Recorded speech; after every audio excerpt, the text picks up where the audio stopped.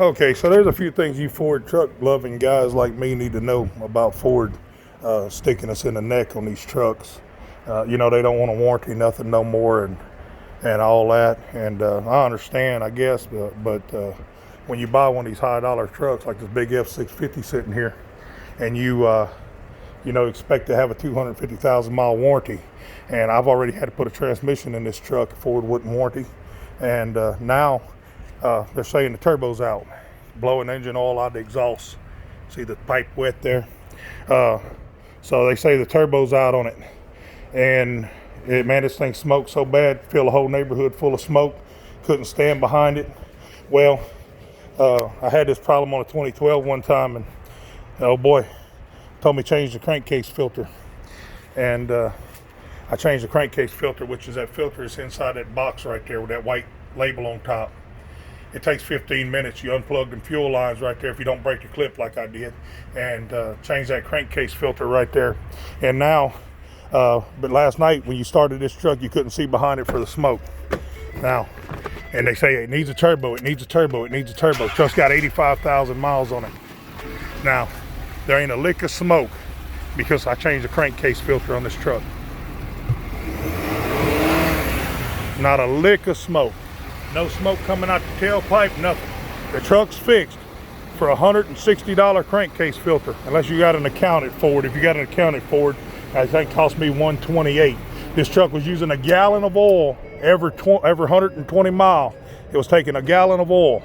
Everybody's convinced the turbo's out, the turbo's out, the turbo's out. Change the crankcase filter, not using any oil no more. This is what the crankcase filter looked like. Now I cut it. I cut this apart so y'all could see. Look inside it. All the motor oil. So when this thing's plugged up, you get positive crankcase pressure, and it forces the oil through your turbocharger and out your exhaust system, and then that's the end of it. So that's why everybody thinks the turbo's out. It's not the turbo. 99% of the time, and this happened to me on a 12 Model 2, we did change the turbo on it for no reason. Changed the turbo, it didn't fix the problem. Found out the crankcase filter, changed the crankcase filter, fixed the truck. So we put two turbos on that truck thinking the one we bought was bad, and neither turbo was bad. We changed the turbo just because the crankcase filter was bad.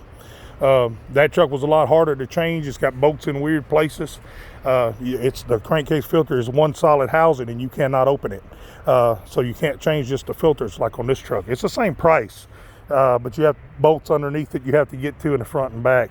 There is another option called deleting the crankcase filter or crankcase ventilation system. You guys that have trucks that are not deleted, like this truck here is not deleted, and if it's not a commercial vehicle especially, I recommend looking into that. I don't know nothing about it. I've never done it, but I know that when that crankcase filter plugs up, you got a problem, and Ford is selling you a turbocharger that you probably don't need.